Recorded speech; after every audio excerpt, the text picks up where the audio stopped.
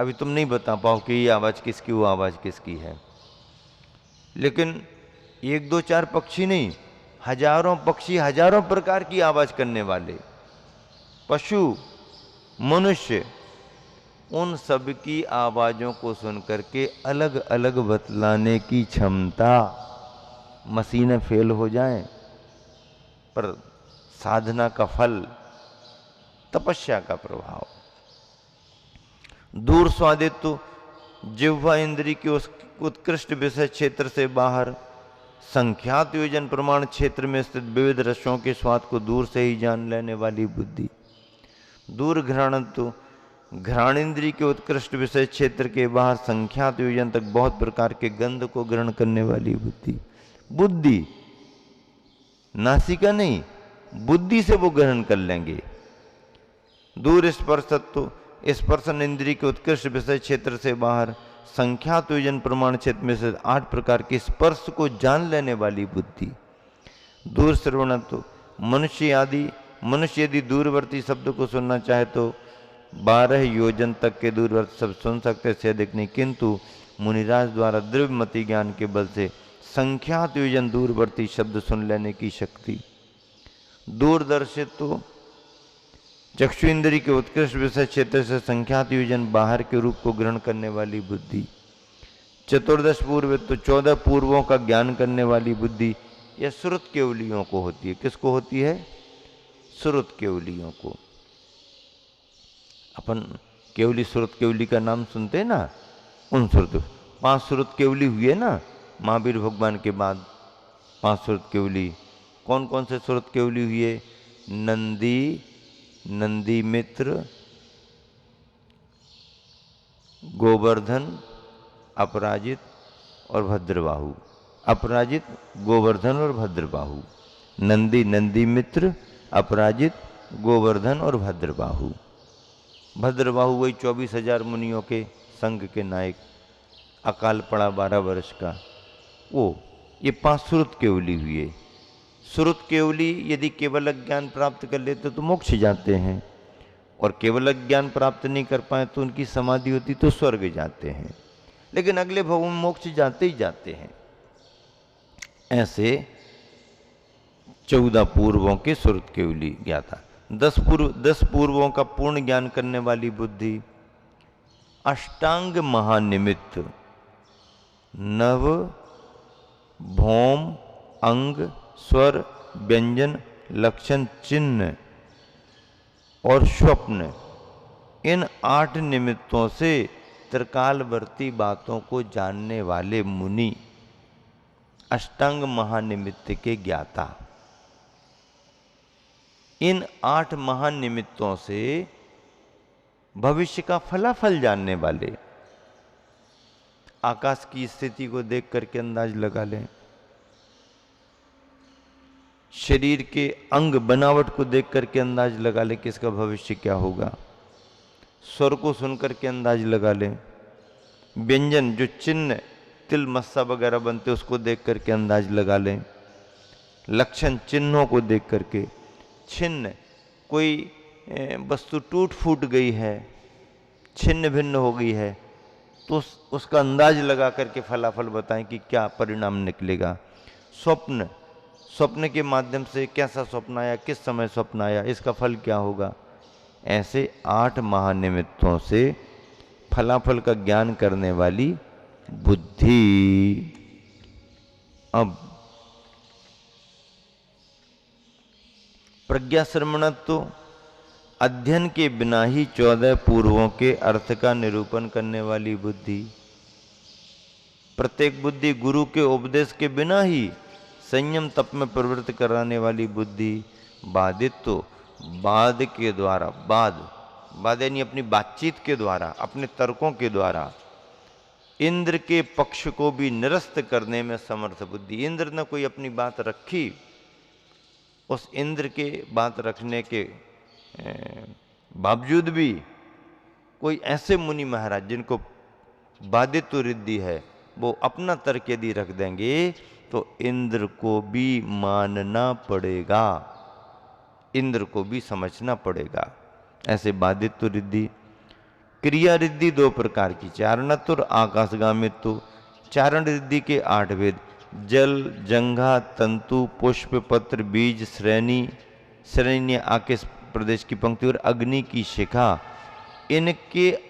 इनका आलंबन लेकर के इन पर भी गमन करने की सामर्थ्य।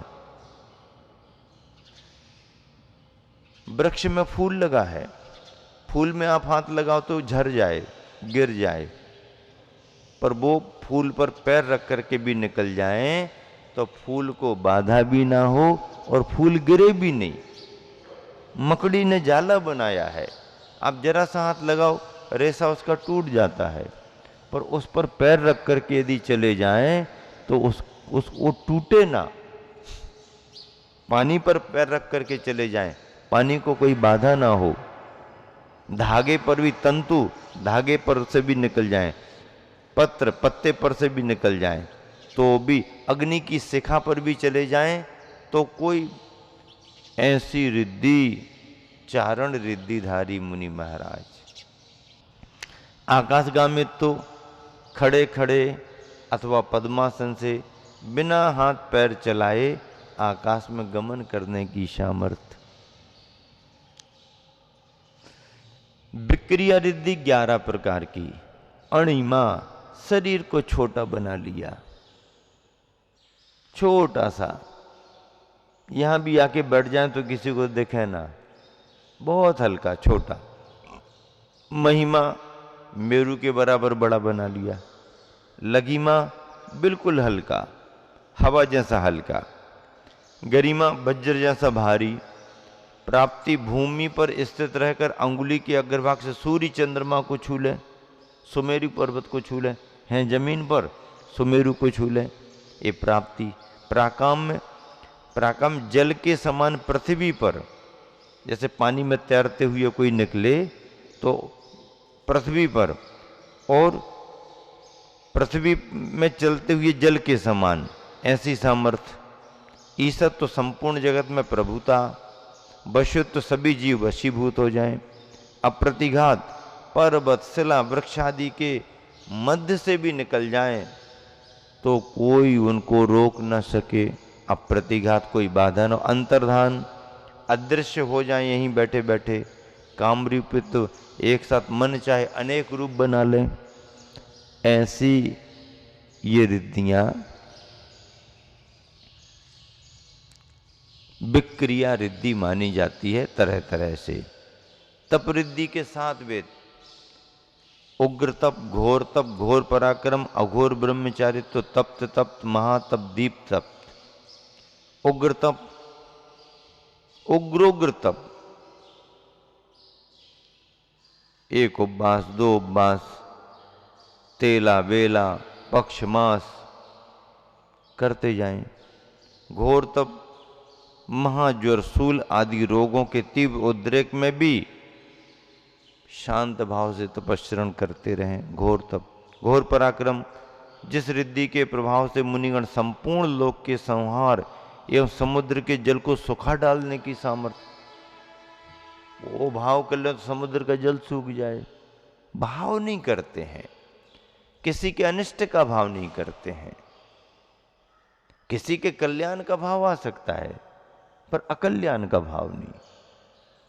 और यदि किसी को अकल्याण का भाव आ गया तो फिर रिद्धि समाप्त हो जाएगी, गुण स्थान गिर जाएगा। हाँ, ये भी है। रिद्धि तो रिद्धि होती है। तेजस रिद्धि होती, शुभ भी होती है, अशुभ भी होती। शुभ तेजस सुभिक्ष कराती है। और यदि अनिष्ट को देख करके किसी के मन में यदि कोई ऐसा क्रोध का भाव आ गया, अनिष्ट को लेकर के क्रोध का भाव आ गया, तो अंदर जो सामर्थ्य है वो ऐसा विस्फोट करेगी कि वो स्वाहा हो जाएंगे। उनका भी नुकसान है पर सामने वाले का तो नुकसान है ही, गुण स्थान गिर जाता है। क्योंकि जिन गुण स्थानों में तपस्या के कारण रिद्धियां होती हैं वहां पर अनिष्ट का कोई काम नहीं। इष्ट हो सकता है, अनिष्ट नहीं। अघोर ब्रह्मचारी तो जिस रिद्धि के प्रभाव से मुनि के क्षेत्र में ईति भीति महामारी युद्ध दुर्भिक्ष आदि शांत हो जाते हैं। अघोर ब्रह्मचारिता, तप्त तप, जिस रिद्धि के बल पर गृहीत आहार तप्त कड़ाही पर पड़े जलकण के समान धातुओं से छीन हो जाता है। आहार ग्रहण किया तुरंत मलमूत्र कोई जरूरत नहीं, सारी सामर्थ्य में। महातप, जिस रिद्धि के प्रभाव से मुनिगण 4 सम्यक ज्ञानों के बल से मंदिर पंक्ति आदि महान उपवासों को करते हैं, महातप रिद्धि है।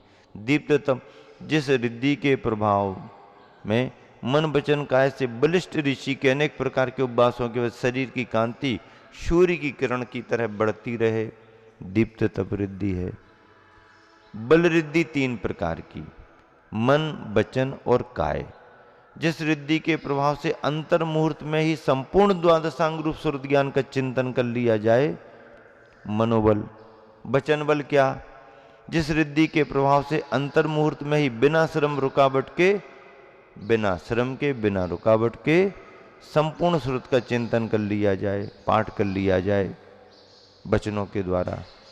कायबल रिद्धि, जिस रिद्धि के प्रभाव से मुनिगण मास, चातुर्मास आदि के कायसर के बाद भी श्रम रहित, थकान रहित होते हैं और अपनी कनिष्ठा अंगुली से तीनों लोकों को उठा करके दूसरी जगह रखने की सामर्थ्य रखते, कायबल रिद्धि है।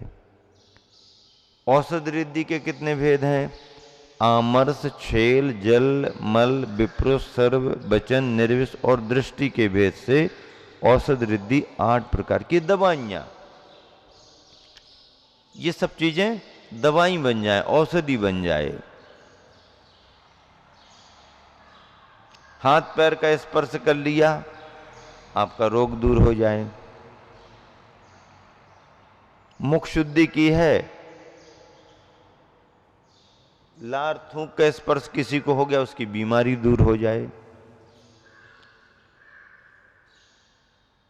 शरीर पर पसीना आया है, उसका स्पर्श किसी को हो गया, पसीने से बीमारी दूर हो जाए।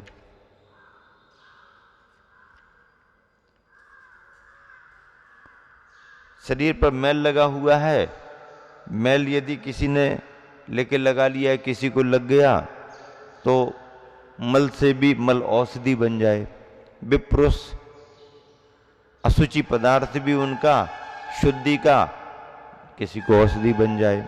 सर्वौषधि, जिस रिद्धि के प्रभाव से दुष्कर तप से युक्त मुनियों का स्पर्श किया, जल और हवा दूसरों के लिए औषधि का काम कर जाए। जिस रिद्धि के प्रभाव से तिक्त रस व विष से युक्त विविध प्रकार का अन्न मुनि के वचन मात्र से जहर रखा है और मुनि ने में से वचन बोल दिए कि नहीं अमृत का काम करेगा, तो जहर भी अमृत का काम कर जाए। दृष्टि निर्विष, जिस रिद्धि के प्रभाव से मुनि की दृष्टि मात्र से सर्व रोग और विष दूर हो जाते हैं। ऐसी रिद्धियां। रस रिद्धि के 6 भेद, आसी विष, दृष्टि विष, क्षीर शराबी, मधु शराबी, अमृत शराबी, सर्पी शराबी। जिस रिद्धि के प्रभाव से मुनि के वचन मात्र से व्यक्ति मरण को भी प्राप्त हो जाए और मरणासन्न व्यक्ति जीवन को प्राप्त हो जाए। शब्द उन्होंने कुछ बोल दिया, सामर्थ्य उनमें। यदि मान लीजिए उन्होंने अभिशाप दे दिया तो आप पर उसका प्रभाव हो जाएगा, असर हो जाएगा, रिद्धि है उनके पास। लेकिन यदि उस अभिप्राय से दिया है तो उनका गुणस्थान गिर जाएगा। वो रिद्धि तो काम कर देगी लेकिन अशुभ फल दे करके फिर उनका गुणस्थान भी गिरा देगी। लेकिन किसी के बचने के लिए आशीर्वाद दे दिया तो गुणस्थान नहीं गिरेगा, सामने वाले की हानि भी नहीं होगी बल्कि बचाव हो जाएगा।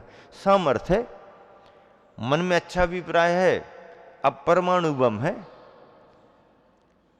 यदि आप दिमाग से और सुरक्षा से कर रहे तो बिजली, नल, पानी सब दुनिया की चीजें चल रही, और उसी एटम को, ऊर्जा को यदि बम बना करके कहीं पर गिरा दिया तो हानि हानि है। ये तो सामर्थ्य है, अभिप्राय अच्छा है। माचिस की काड़ी माचिस का क्या काम है? माचिस का क्या काम है? अग्नि जलाना, अग्नि जलाना। अब तुम्हारे अभिप्राय में क्या है? तुम्हारे अभिप्राय में दीप प्रज्वलन करना है तो माचिस की काड़ी से दीप प्रज्वलन कर लो, आरती कर लो, घर का भोजन बना लो, गैस चूल्हा जला लो। और तुम्हारे अभिप्राय में पड़ोसी के घर जलाने का भाव आ जाए तो माचिस मना करेगी क्या? नहीं नहीं, हम इसके लिए थोड़ी बने हैं, हम इसके लिए थोड़ी बने। माचिस की काड़ी कुछ नहीं बोलती। कौन बोलता है? जिसको कुछ काड़ी करना होता है। काड़ी करते ना लोग, हाँ, काड़ी करने वाले जिनको किसी को परेशान करना है, किसी के काम में बाधा डालना है, किसी से कोई बात को लेके बैर बुराई कर ली तो लो, आग लगाने में कोई देरी थोड़ी लगती है। आग लगाने में भी देरी नहीं लगती और आग लगा के दूसरे का नाम लगाने में भी देरी नहीं लगती। क्या? हाँ, क्या नहीं तो और क्या करना? अब तुम संभालते बैठे रहो, नहीं हमने नहीं किया, हमने नहीं किया, वो तो क्या कवा करके अपने फ्री हो गया। अभिप्राय अपना सही है तो साधन हमारे लिए अच्छा है, अभिप्राय खोटा हो गया। अब चाकू है, चाकू का क्या काम? लिखा है क्या चाकू पर? चाकू का क्या काम? जो चाहो वो करो। सब्जी बनाओ, बना लो सब्जी, फल को साफ कर लो, सब्जी को साफ कर लो, फल सब्जियां बना लो। किसी का ऑपरेशन भी कर देता डॉक्टर, तो डॉक्टर ऑपरेशन करता है, गृहिणी घर की रसोई तैयार कर देती, सब्जियां बना लेती। पर यदि किसी बदमाश के हाथ में लग जाए और वो यदि उससे अपना कुछ गलत काम करना चाहे तो वो किसी को मार भी सकता है। तो चाकू है, चाकू से नहीं डरना। चाकू किसके हाथ में है ये देख करके सावधान रहना। चाकू यदि डॉक्टर के हाथ में है तो चिंता नहीं करना, क्योंकि डॉक्टर अपना ही काम करेगा। और चाकू यदि डाकू के हाथ में है तो फिर निश्चिंत नहीं रहना तुम, उसके हाथ की तरफ देखते रहना कहां को हाथ कर रहा है। होता कि नहीं होता?